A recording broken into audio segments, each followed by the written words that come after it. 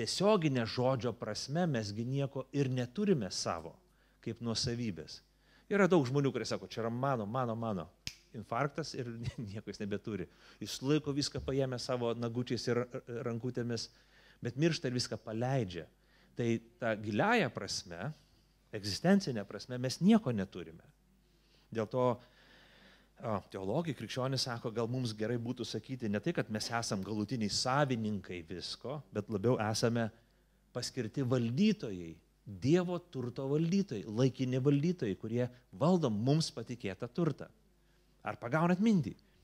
Dievas yra suverenus, galutinis visako valdytojas ir savininkas. Ne valdytojas, savininkas Dievas. Jo yra žemė ir visa, kas joje yra. Ir tada jisai paskiria paskiriem valdytojam, paskiriem žmonėm, pagal savo numatymą, valdyti šitos išteklius.